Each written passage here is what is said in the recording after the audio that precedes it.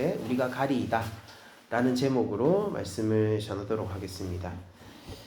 우리가 이제 여호수아서가 총 4부분으로 구성되어 있다라고 제가 말씀을 드렸잖아요. 그러니까 첫 번째 장이 건너가는 장이에요. 우리가 아직 건너가는 장을 살펴보고 있고 당분간 그렇게 보게 될 텐데, 건너가서 그리고 정복의 장이 있고요. 그리고 그 땅을 나누는 분배장이 있습니다. 그리고 마지막이 뭐냐면은 거기서 하나님을 예배하는 예배장입니다. 그래서 이거를 출애굽기의 기본적인 서사와 우리가 한번 비교를 해보면은, 출애굽기에서도 모세를 하나님이 불러 세우셔서 이스라엘 백성들을 애굽에서 끌어내라고 명령하시는데, 그 목적이 뭐였냐면은 그들이 나와서 나를 예배하게 하라가 출애굽의 명령이었습니다. 그래서 그들이 광야로 나와서 예배를 행했어야 하죠. 물론 그들의 어떤 예배의 흔적보다는 사실 우리에게 기억되고 있는 것은 황금 송아지라는 우상을 만들었던 실패 현장을 기억하게 되지만은, 그럼에도 불구하고 하나님이 결국 성막을 주세요. 그 성막의 의미가 우리가 이미 이제는 잘 알고 있죠. 하나님이 함께 하신다의 지표였지 않습니까? 그러니까 하나님이 그들이 다른 우상을, 우리를 애굽에서 인도해낸 신이다, 그 황금 송아지를 보면서 그런 얘기를 하고, 하나님이 정해주신 6월절의 절기를 이제 우리가 새로 오늘부터 여호와의 절기 6월절이라고 오늘을 부르자라고 하는 그 순간들을 다 경험하시고 나서도 하나님은 모세의 그 중재 기도 아래에서 결국 성막을 허락하시고 그들과 함께 하십니다. 예배의 본질이 무엇이냐면은 우리가 하나님과 함께 하며 그분을 바라보고 인정하는 거란 말이죠. 그래서 기독교의 예배는 화려함에 있지 않아요. 화려함에 있지 않고 예수님이 가르친처럼 성령과 진리에 있습니다. 그래서 그런 예배, 성령이 함께 하신다라는 것과, 그리고 참된 하나님 말씀으로서의 진리 가운데에서 하나님을 바라보고 하나님을 인정하는 것이 이 기독교의 가장 본질적인 예배이고, 어쩌면 형태적으로는 가장 소박한 형태를 가지고 있는 예배일 수도 있습니다. 실제 초대교회를 따져보면은 로마에서 있었던 수많은 신들을 향한 예전들 가운데서도 제일 소박한 형태를 가지고 있었던 예전이 우리 초대교회의 예전이었거든요. 그런데 그 예배는 모세라는 지도자의 놀라운 지도력 아래에서 일어나고 있었지만은, 그러나 이제 모세가 없어요. 모세는 1세대, 출애굽 1세대와 함께 죽게 되었죠. 제가 지난주 설교드린 것을 여러분들이 떠올려 보면은, 이제 1세대는 목표가 뭐였냐면은 애굽을 벗어나는 거였었단 말이에요. 그런데 이제 2세대의 목표는 뭐냐면은 가나안에 물들지 않는 거란 말이에요. 그리고 이것을 관리하기 위한 하나님의 명령이 뭐냐면은 율법이란 말입니다. 그래서 율법의 목적은 굉장히 우리 오늘날의 제도가, 국가적인 제도가 그러하듯이 굉장히 그 현장 중심적이고 그 사회 중심적으로, 고대 근동이라는 사회 중심적으로 하나님을 예배하고 하나님의 말씀을 따라 하나님을 사랑하고 이웃을 사랑하는 구체적인 사항들로 적혀 있단 말이에요. 오늘날은 그래서 사회가 바뀌었기 때문에 그 명령을 그대로 받지 않죠. 우리는 그 율법의 정신을 이어받고 있는 것이죠. 그렇지만 당시를 살던 사람들은 그렇게 살아가는 게 곧 내가 이스라엘이며 이 고대 근동의 사고방식을 따르는 것이 아니라 하나님 백성으로서 여호와의 기뻐하시는 것을 따라 산다라는 즉각적인 지표가 됐었습니다. 그래서 이제 모세가 죽고 나서 이것을, 이 율법을 이들이 어떻게 행해 나가느냐, 하나님 백성이 하나님 백성대로 살아가고 하나님의 자녀가 하나님의 자녀대로 살아가야 하는 그것을 총체적으로 관리하고 이끌어 나가는 사람으로서 여호수아가 이제 서게 되는 거예요. 그리고 여호수아를 향해서 하나님이 약속하신 게 성막의 약속을 다시 해주시죠. 이건 없었던 약속이 다시 오는 게 아니라 그 약속, 언약, 계약이죠. 계약이 갱신된 겁니다. 언약이 갱신되었어요. 우리가 지난번에 봤었던 본문이 그거란 말이에요. 하나님이 함께 하겠다라는 언약이 갱신되었고, 당연히 이것은 시내산 언약을, 율법 언약을 모티브로 하고 있기 때문에 당연히 거기에서 하나님이 요구하시는 것은 너희가 율법을 지켜 행하고 좌로나 우로나 치우치지 말라라는 요구를 하나님이 하시게 되는 겁니다. 이걸 오늘날 우리 새 언약의 갱신, 그리스도 가운데서 그리스도의 보혈로 인한 새 언약의 갱신을 받은 우리에게 그대로 적용하자면은, 그러므로 하나님이 우리와 함께 하시니 이제 그 정도가 아니에요. 성령께서 우리 안에 내재하시며 우리를 하나님의 전, 즉 성전이라 부르는 이 교회 시대를 살고 있는 게 우리란 말입니다. 그러니까 우리가 가는 곳이 곧 하나님이 그곳과 함께하는 지표가 되는 겁니다. 성막이 있는 곳이 하나님과 함께하는 땅이라는 지표였어요, 예전에는. 그러나 이제 성막도 지나갔고 성전도 지나갔고 참된 성전이신 예수님이 십자가 위, 이게 요한복음의 증언이죠. 십자가 위에서 죽으시고 사흘 만에 부활하심으로 이제 우리를 성전으로 만드셨단 말이에요. 그러니까 우리가 있는 그곳이 하나님이 계신 곳입니다. 그러니까 여러분들이 있는 곳이 어디인지를 우리들이 떠올려 보면은 뭐 직장일 수도 있고, 그리고 가정일 수도 있고, 우리가 뭐 해외를 나가게 되면은 해외일 수도 있고, 그리고 우리들이 어디에 있든지, 심지어 거기에 아무도 없는 곳이라고 생각을 해보죠. 여러분들 뭐 차박 이런 거 좋아하시는 분 계십니까? 그러니까 누군가는, 어떤 사람들은 차박이라는 취미를 가지고 있어서 일부러 아무도 없는 곳에 가서 시간을 보낸다라고 해요. 그러면은 거기에는 아무도 없지만은 성도가 그곳에 머무르게 된다면은 그 땅이 하나님이 머무르는 땅이라는 지표 역할을 이제 우리 각 개개인이 하게 되는 것입니다. 그럼 그렇게 됐을 때, 그렇게 하나님의 성전으로서 서 있는 자, 하나님과 함께 하는 자, 하나님 나라의 백성,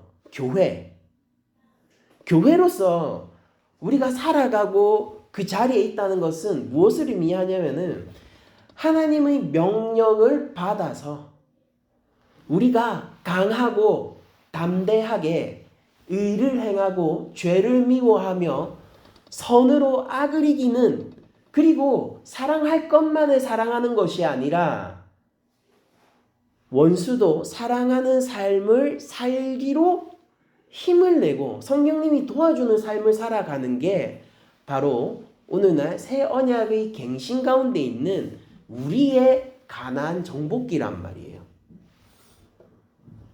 그러니까 하나님의 약속은 계속해서 갱신해 왔고, 하나님의 언약, 이 계약이잖아요. 상호간의 것이란 말이에요. 언약이라는 게 하나님의 일방적인 그냥 약속이 아니라 우리가 엮여있는 계약이란 말이에요. 그러니까 그 가운데에서 우리가 만약에 정말로 하나님 나라 백성으로서 살고 있다면은 하나님의 요구 가운데에서 살아가게 되는 것이고, 그 요구를 우리들이 순종하는 것이 그리스도인으로서 마땅한 태도라는 겁니다. 그러니까 어떤 사람들은 이렇게 생각해요. 뭐냐면은 우리는 그 십자가 은혜로만 구원을 받는 이신칭의 교리를 가지고 있잖아요. 그렇기 때문에 내가 이제 구원받았으니 모든 것이 끝났다라는 식의 무책임한 참된 복음이 아니라 하나님이 우리에게 주신 은혜의 편민만을 취하려고 하는 사람이 있습니다. 하나님이 우리에게 주시는 은혜는 올 아니면 제로란 말이에요. 그 은혜를 우리가 전부 취하거나 아니면은 사실 일부를 취한다라고 하는 것은 사실상 버리고 있는 겁니다. 누가 결혼 관계에서 결혼을 해놓고는 내가 사실은 당신과 평생 사랑하면서 살아왔는데 딱 일주일만 다른 여자를 사랑했어 라고 얘기하면 우리 누가 그것을 이야 대단하네, 충직한 결혼 생활을 했네 라고 얘기를 하겠습니까? 사실은 하나님과의 언약 관계는, 하나님과의 그 은혜를 주고받는 관계는 all 아니면 nothing이란 말이에요. 그러므로 우리를 값없이 구원하신 십자가의 은혜 앞에서 우리는 마땅한 반응을 보여야 되는 거예요. 마땅한 반응을.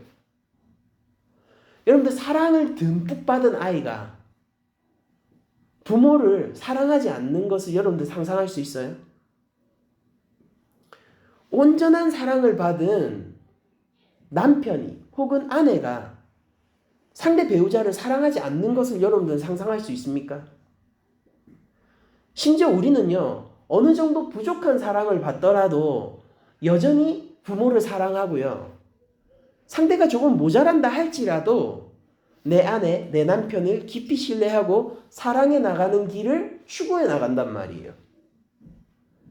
근데 온전한 은혜와 사랑을 받은 사람의 반응에 대해서 생각을 해보자면은 그 반응이 과연 어때야 하는가, 어떨 수밖에 없는가를 생각해 보면은 우리는 하나님의 요구와 명령 앞에서, 신약의 그 요구와 명령 앞에서 가나안을 정복했던 이스라엘 백성들처럼 강하고 담대하게 세상을 정복해 나가야 된단 말이에요.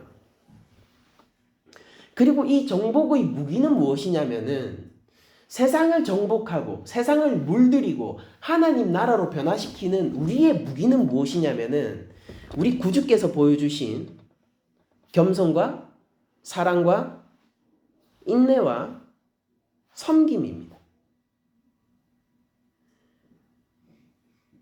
이제는 조금 시대가 바뀌어서 조금 이상해졌는지 교회가 섬기려 하기보다 섬김 받는 것을 즐거워하기도 하고,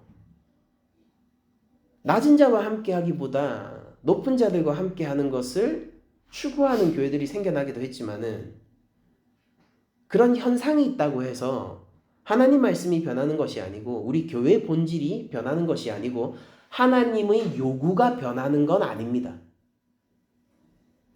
우리가 정말로 살아계신 하나님을 믿는다면 우리가 이것을 그저 라이프 스타일이 아니라 그냥 이건 라이프 스타일이에요. 일요일 되면은 교회 가요. 거기서 봉사해요. 그 헌금하고 기도하고 그냥 그리스도인으로서 그냥 일주일을 문화적 그리스도인으로서 살아가요. 이건 라이프 스타일이에요. 근데 그냥 라이프 스타일이 아니라 이거 언제든지 바꿀 수 있는 거거든요. 그게 아니라 정말로 우리가 하나님의 살아계심 아래에서 그분의 자녀가 되었다면은 우리 삶이 본질적으로 변해 있어야 되는 것이고, 그 명령은 언제나 성경의 요구 가운데 있단 말입니다.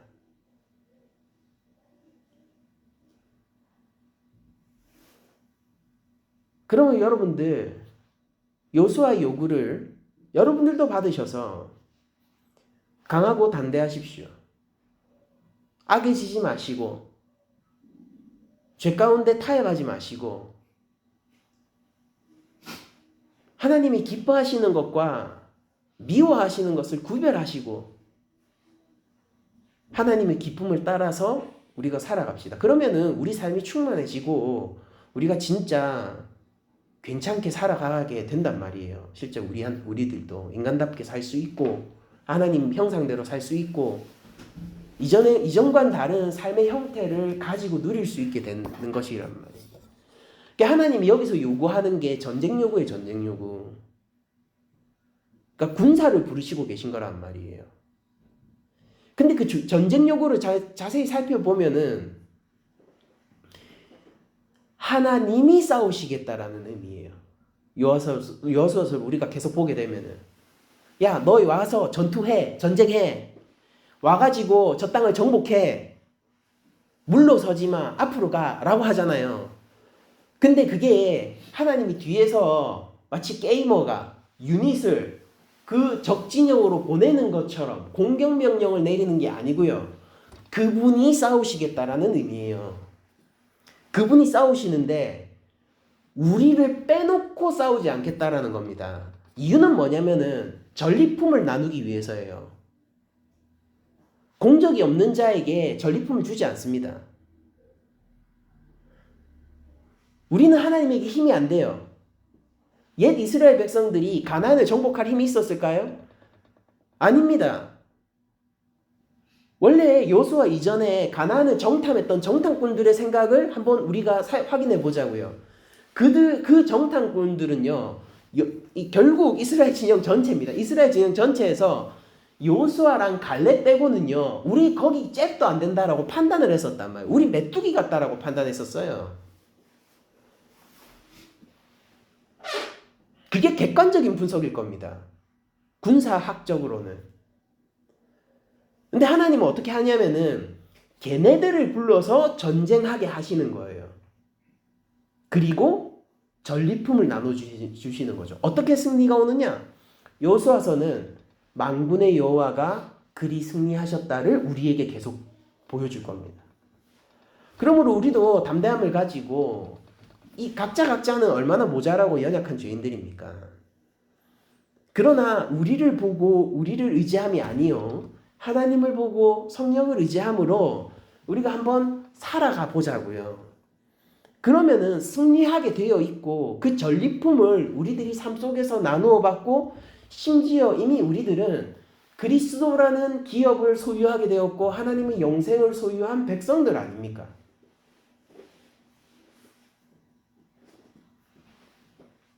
이 승리는 우리가 잘해서 얻은 승리가 아니에요. 예수님이 십자가 위에서 우리를 대신 죽으심으로 얻어진 승리이지. 이 거대한 승리 아래에서 우리 삶의 작은 승리들을 하나님은 또 요구하시는 거란 말이에요. 율법을 따라 좌로나 우로나 치우치지 말라는 것은 우리가 그리스도의 가르침을 따라 그냥 제자도의 길을 쭉 걸으라는 신약의 명령과 정확하게 일치하는 겁니다. 우리 각자의 가나안은 어디입니까? 거기서 하나님이 우리에게 요구하시는 것은 무엇이고 우리가 받은 요구 가운데서 우리는 어떻게 순종해야 할까요? 이게 우리 한 주간의 고민이 되어야 되며 사실상 우리 삶에서의 고민이 되어야 되는 것입니다. 이 부분이 해결돼야지 우리 삶에서의 예배가 가능해지거든요. 오늘 본문을 보면은 그렇게 여호수아를 불러서 이제 네가 가서 전쟁해야 돼. 네가 군사를 모아야 되고 네가 저 땅에 나가서 율법을 준행하느냐 안 하느냐의 싸움을 해야 돼. 이 얘기를 하셨거든요. 그게 웃기잖아요. 이게 얼마나 군사적으로 전략적으로 어떻게 잘 싸워야 되는지, 네가 얼마나 승리를 많이 가져야 되는지 그 싸움을 하는 게 아니라 하나님께 율법적 순종을 하느냐 안 하느냐의 싸움을 가져가게 될 거고, 네가 순종하게 된다면 형통할 거다. 여기서 형통이라는 것은 뭐냐면은 열매를 맺는다는 뜻이고, 여호수아적 맥락에서 얘기하면은 그러니까 사업 잘 된다 그런 거 아닙니다. 여호수아적 맥락에 의하면은 그 땅을 실제 가지게 될 거다라는 겁니다. 그래서 실제 정복기를 보면은 고지대에서부터 쭉 이렇게, 고지대는 사람이 많이 안 살잖아요. 그래서 고지대에서부터 쭉 이렇게 저지대로 내려오면서 땅이 이렇게 정복되거든요. 그게 여호수아서의 관점은 뭐냐면은 그 너희들이 전쟁을 잘해서가 아니라 하나님께 순종을 해서 그 결과를, 그 열매를 얻게 된 거야 라는 시각을 가지게 됩니다. 그리고 이거를 이제 여호수아가 오늘 본문에서 백성들 전체에게 전하는데, 특별히 그 중에서도 요단을 중심으로 놓고 동쪽을 가져야 되는 요단 동쪽 지파를 또 불러가지고 얘기를 해요. 요게 나중에 그 민수기와 신명기 본문과 연관이 있는 거거든요. 제가 곧 설명을 드릴 텐데, 자, 여호수아가 백성의 관리에게 먼저 얘기를 합니다. 이거는 뭐냐면은 이스라엘 전체에게 이제 얘기를 한다라는 뜻이에요. 1장 10절을 보니까 이에 여호수아가 그 백성들의 관리들에게 명령하여 이르되 진중에 두루 다니며 너희들이 소식을 전파해라. 이제 진중에 두루 다니면서 그 백성들에게 명령해라. 뭘 명령해? 양식을 준비해라. 여기서 알 수 있는 게 뭡니까? 이제 더 이상 만나는 없어요. 없어요. 이게 하나님의 축복인 거예요. 이제 하늘에서 밥 떨어지지 않습니다. 그들이 전쟁해야 돼요. 그들이 자신의 먹을 것을 예비해야 됩니다. 양식을 준비하라. 사흘 안에 너희가 이 요단을 건너 너희의 하나님 여호와께서 너희에게 주사 차지하게 하시는 땅을 차지하기 위하여 들어갈 것임이니라 하라 라고 하면서 이제 사흘 안에 실제 가나안에 입성하게 될 거다. 너희가 거기서부터 들어가면은 이제 만나가 없을 거니까 준비하라 라고 얘기를 하는 겁니다. 자, 여러분들 여기서 우리가 만나의 실질적인 본질을 알 수 있는데, 그러면은 하나님은 만나를 주시면서 무엇을 요구하셨던 걸까요? 만나 자체가 하나님의 목적이면은 어디를 가든 이스라엘 백성들에게 만나를 주셨어야 되지 않습니까? 근데 하나님은 만나 자체가 목적이 아닌 거예요. 그건 그들을 광야에서 살게 하기 위한 방편이었고, 실제 만나를 주신 목적은 뭐냐면은 출애굽기에 보니까 내가 만나를 거두러 가는 모습을 보면서 하루치만 가지고 오는 거예요. 그걸 보면서 너희가 율법을 준행하나 안 하나 확인하겠다 이렇게 얘기했습니다. 그러니까 만나를 주신 목적은 뭐냐면은 하나님께 순종하게 하기 위함, 하나님을 의지하게 하기 위함이 만나를 주신 목적이에요. 그러면은 여기에서 이제 요단 건너니까 이제 음식이 없어요. 만나를 안 주세요. 그럼 그때의 목적은 뭘까요? 그때의 목적도 똑같아요. 정치 제도는 바뀌는데 정치 철학은 똑같다고요. 너희가 나를 의지하고 나에게 의존하여 순종하라. 그래서 만나를 끊는 겁니다. 아무것도 없는 광야에서 만나를 주시며 하나님을 의지하게 하신 그분은 이제 적들이 드글드글한 곳에서, 원수들이 눈앞에 깔린 곳에서 만나를 도리어 끊음으로 그분을 의지하게 하는 거예요. 그러니까 우리 그리스도인의 신앙적 태도, 믿음적 태도를 여기서 살펴볼 수 있게 되는데, 그러니까 우리는 정말로 하나님을 믿고 의존하며 의지하며 살아가야 한다라는 것을 알 수 있습니다. 이게 여호수아서에서 백성들에게 요구하신 하나님의 실질적인 목적이기 때문에 이 목적은 어느 날 우리에게도 여전히 통용이 되는 것이죠. 계속 한번 읽어보면은 이제 땅을 차지하기 위해서 들어가게 될 텐데, 여기서 요단 동쪽 지파들을 모아가지고 따로 얘기를 하게 하는데, 이게 왜 그렇냐면은 사실 모세 시대에 이 땅의 정복과 관련해서 이 지파들이 약속한 게 있거든요. 한마디로 얘기하면 선발대입니다. 그러니까 돌격대장 있잖아요. 돌격대장 역할을 하는 지파인데 그거를 따로 불러서 단돌이 하는 거예요. 그러니까 명백히 전투예요. 오경의 맥락을 우리들이 알고 이 본문을 보잖아요. 그럼 이거 전쟁을 준비하는 겁니다.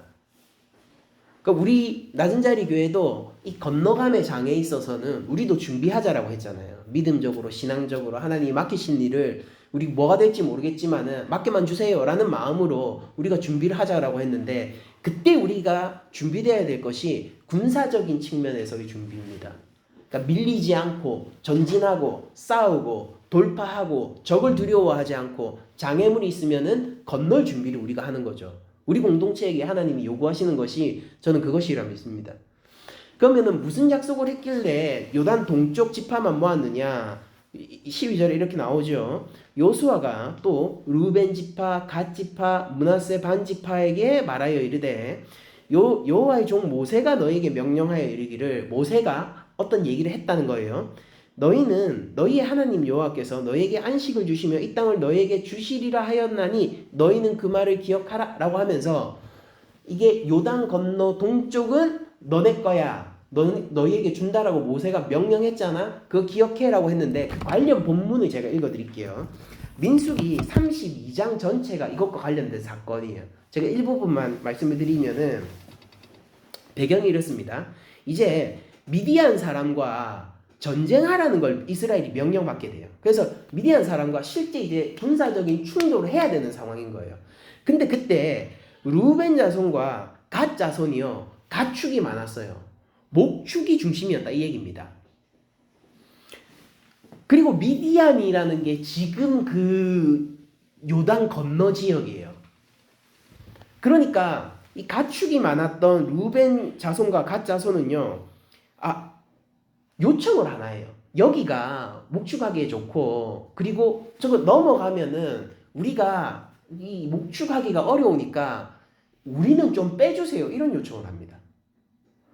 그래서 요단강 우리는 안 건너고 싶어요 라고 얘기를 했어요. 근데 모세가 거기에 대해서 뭐라고 대답을 해주냐면은, 그러니까 루벤과 갓 지파 입장에서는 이거예요. 여기가 우리에게는 적과 꿀이 흐르는 땅인데 굳이 저기서 전쟁을 벌여서 뭐 저 땅을 차지하거나 그럴 필요가 없다는 거예요. 우리는 여기가 좋다는 겁니다.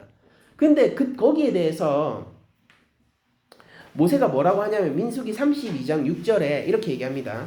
모세가 갓 자손과 루벤 자손에게 이르되 너희 형제들은 싸우러 가거늘 너희는 여기 앉아 있고자 하느냐? 너희가 어찌하여 이스라엘 자손에게 낙심하게 하여서 여호와께서 그들에게 주신 땅으로 건너갈 수 없게 하려 하느냐라고 하면서, 야, 너그만 안 가는 게 아니라 다른 모두를 못 가게 하는 거고 너희가 이거 발목 잡고 있는 거야, 이렇게 얘기를 하는 거예요.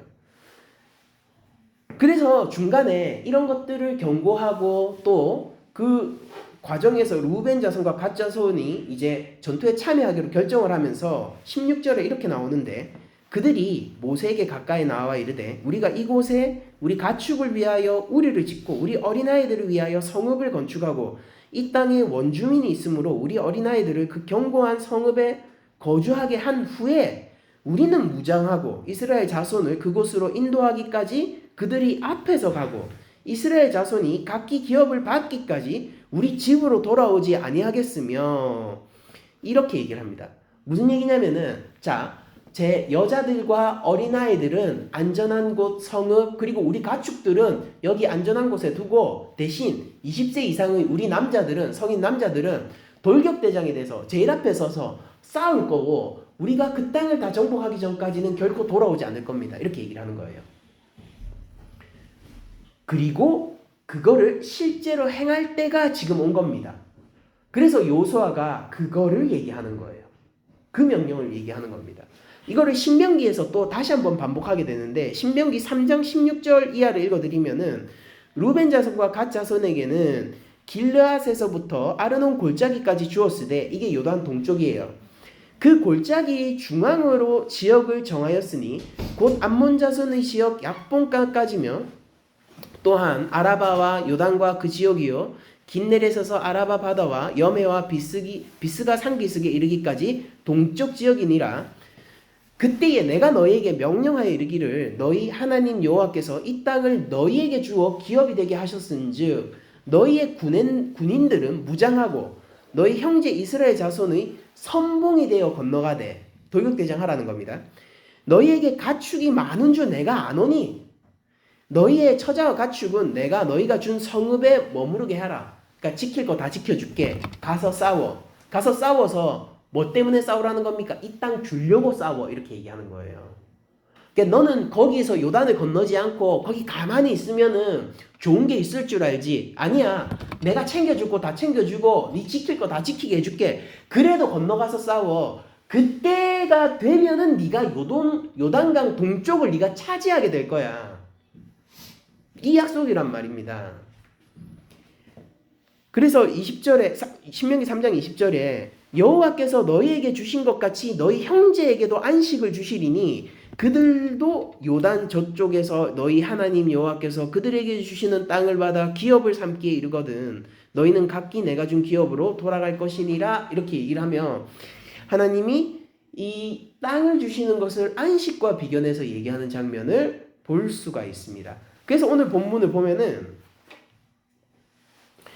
14절에 너희 처자와 가축은 모세가 너희에게 준 요단 이쪽 땅에 머무르려니와 너희 모든 용사들은 무장하고 너희 형제보다 앞서 건너가서 그들을 돕되 여호와께서 너희를 안식하게 하신 것 같이 너희 형제도 안식하며 라는 말이 나오는 거예요. 여기서 안식한다라는 것의 의미를 알겠죠? 이 신명기 맥락에서 보면은 이거는 땅을 차지하고 너희가 그 땅을 영원히 소유하게 될 거다를 안식으로 표현하고 있는 겁니다. 편해질 거다. 단순히 이런 의미가 아니죠. 너희 형제도 안식하며 그들도 너희와 하나님 여호와께서 주시는 그 땅을 차지하기까지 하라. 그리고 너희는 너희 소유지 곧 여호와의 종 모세가 너희에게 준 요단 이쪽 해돋는 곳으로 돌아와서 그것을 차지할 지니라 라고 얘기하면서 자 돌격대를 불러서 그 이전 약속을 이행하고 땅을 줄 테니까 준비해라. 약속대로 가축도 지키고 너희 가족도 다 지켜줄게. 안전한 곳에 머무르게 하겠다. 그러나 전쟁을 준비해라 라고 합니다. 여기에 대해서 요던 동쪽 지파들이 이렇게 얘기하죠. 16절 그들이 여호수아에게 대답하여 이르되 당신이 우리에게 명령하신 것은 우리가 다 행할 것이요.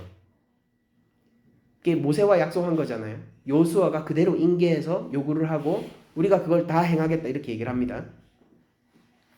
당신이 우리를 보내신 곳에는 우리가 가리이다. 우리가 가겠습니다.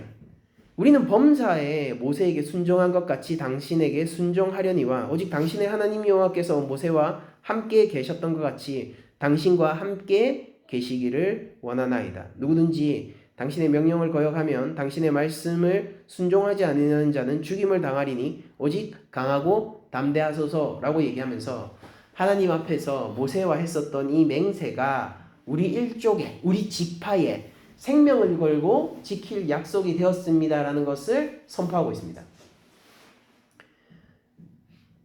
그러니까 한편으로 이것이 결연하기도 하고 이게 한편으로는 이 기계가 굉장하고 장엄하기도 하고 근데 이 마음의 중심이 오늘날 하나님이 우리에게 요구하시는 마음의 중심이기도 한 것입니다. 그러니까 이들이 원하는 게 뭐냐면은 여호수아 당신에게 하나님이 함께 하시기를 원합니다. 이게 그들이 원하는 거예요. 요구사항인 거예요. 왜냐면은 그들은 여호수아의 명령을 받고 움직이지만은 결국 그들이 궁극적으로 하나님의 군사로서 활동하기를 소망하고 있거든요. 옛 모세와의 약속을 따라서. 우리도 삶의 현장에서 많은 경우들을 경험하게 되고 이 다양한 환경 속에서 저희들이 놓이게 되지 않습니까? 그곳에서 어떤 사람들은 처세술을 익히기도 하고 이게 필요하죠. 사회를 살아가는데 처세술을 익히기도 하고 그리고 내가 속한 공동체 혹은 현장에 따라서 이 생존 전략을 바꿔가면서 살아가기도 합니다. 이건 매우 당연한 일일 것입니다. 그래서 여기에서는 말을 줄이고 혹은 저기에서는 분위기를 띄우기도 하고 이 맥락에 따라서 우리들이 행동하잖아요. 그런데 그런 것들이 우리를 잘 살게 하고 우리를 지켜주는 것이 아니라 이 군사적인 마인드. 그러니까 내가 어떤 곳에서나 하나님의 명령을 준행할 것이고 하나님이 함께 하시기를 원하는 이 마음이 결국 우리를 지키고 우리를 그리스도인으로서 살게 할 겁니다. 그러니까 상황이 우리를 결정하는 것이 아니라 하나님의 명령이 이 상황 가운데서의 우리를 결정하는 형태의 삶을 우리들이 살아가게 될 때 우리들은 강하고 담대한 군사적 삶을 살 수 있게 된다는 거죠. 예수님은 제가 알고 있는 한 가장 어려운 환경과 지속적인 도전에 시달리셨던 분이에요. 그러니까 예수님을 견제하던 세력이 세 세력이 있어요. 우리가 정치적으로 복잡해도 정적은 대부분 한 그룹이잖아요. 근데 예수님은 로마의 견제와, 이거는 마지막 때지만은 로마의 견제와 그리고 바리새파의 견제와 사두개파의 견제에 함께 있었습니다. 그리고 바리새파와 사두개파는요 서로 앙숙이에요. 근데 예수님을 반대하고 박해하는 것에서는 손을 잡을 수 있었습니다. 이런 상황 속에서 예수님은 그 상황에 따라서 움직이지 않으셨어요. 물론 그 상황 가운데서 상황에 알맞게 행동하셨지만은 상황이 자신을 결정하게 두지 않았다고요. 성부의 명령이 그 상황 가운데서의 자신을 결정하시는 삶을 살아가셨던 게 예수님입니다. 그렇게 순종하시는 구주의 모습은 요한복음을 통해서 자주 등장하게 되고 잘 드러나게 되는데, 우리가 각기 십자가를 지고 예수님을 따라가고 있는 성도들이라면은 우리도 주님과 같은 태도를 가져야 되는 거예요. 근데 우리가 바울의 말처럼 대장부처럼 허리를 동이고 딱 가슴을 펴고 여호수아의 명령처럼 강하고 담대하게 하나님의 명령과 순종을 따라서 믿음으로 상황 가운데 나를 결정하는 사람이 돼요. 상황에 알맞지만 상황에 의해서 지배받는 게 아니에요.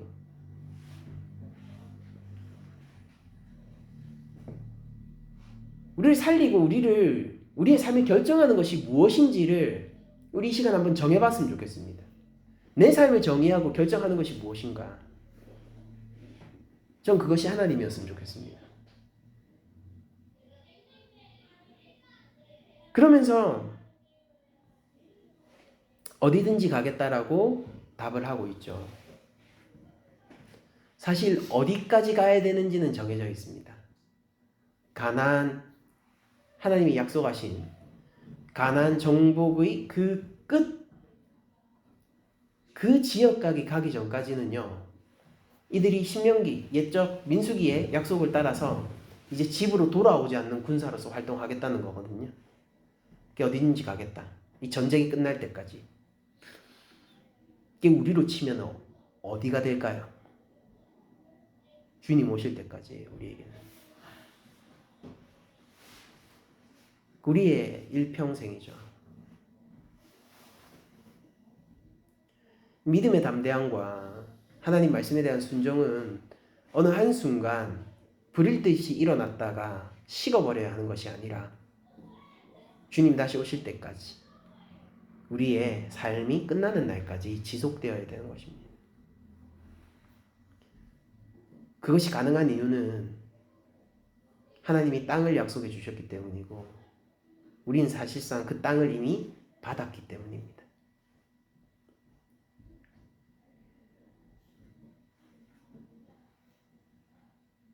기약이 없는 것을 두고 싸우라는 것이 아니요,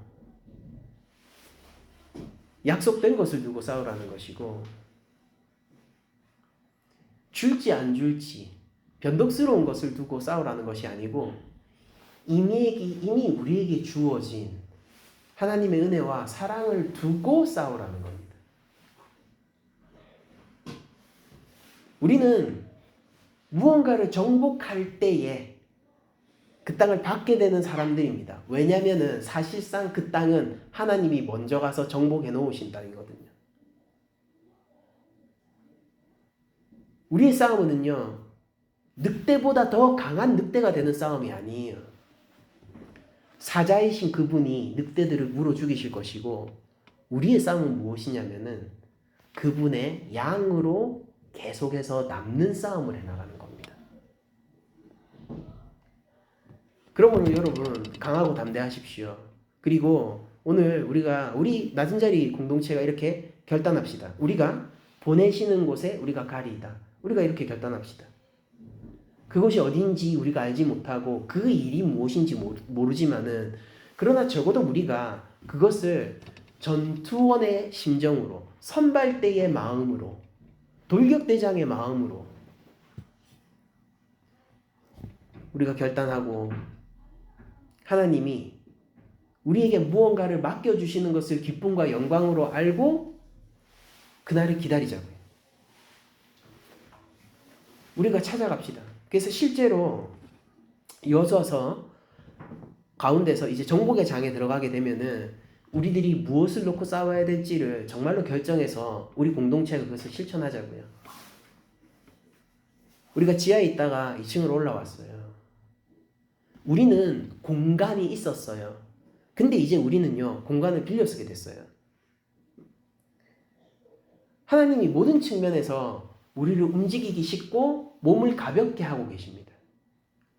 우리 교회가 점점 다이어트 되고 있다는 건 뭐냐면은 재빨리, 더 많이, 성실하게 움직일 때가 왔다는 걸 뜻합니다. 하나님의 명령이 무엇인지 우리가 찾아갑시다. 저도 아직 몰라요. 근데 우리가 찾아갑시다. 이번 크리스마스에 애들이 1년 동안 모은 그 돼지 저금통 헌금을 쨌는데 금액이 진짜 놀라워요. 65만 원이 넘게 나왔어요. 애들 그 고사리 같은 손으로 모은 게. 그걸 보면서 우리 공동체가 그저 어린아이들로부터 배워 우리가 정복 전쟁을 해야 되겠다라는 생각을 한층 더 강하게 가지게 되었습니다. 그러니까 여러분, 이제 더 이상 깊은 어둠 속에 빠지지 마세요. 침체기를 가지지 마십시오. 지금은 준비할 때입니다. 건너가는 시간이에요. 더 이상 하늘에서 떨어질 만나를 기다리지 마세요. 그건 어린 신앙이에요. 이제 우리가 땅을 차지할 것이고 그곳에서 하나님을 예배할 것이고 거기에서 우리가 하나님 백성임을, 교회임을 증명할 겁니다. 가봅시다. 우리가 마음을 모아 기도하면서 가봅시다. 우리의 힘은 연약하나 문제가 없어요. 우리를 이끄시는 분이 만군의 여호와니까. 우리에겐 총칼이 없으나 여러분들 상관없어요. 그분의 가장 약한 군대라도 이 세상의 가장 군대보다 강합니다. 선한 길을 가기로, 우리가 옳은 일을 행하기로 군사적인 마음으로 결단하며 우리 공동체의 고백이 보내시는 곳에 우리가 가겠나이다 라는 것으로 다시 한번 확증하며 여러분들 삶 속에서도 어디든 하나님이 보내신 그곳에서 옛적 이스라엘처럼 하나님의 군사로서 살 수 있기를 축원드리면서 모든 말씀을 마치도록 하겠습니다.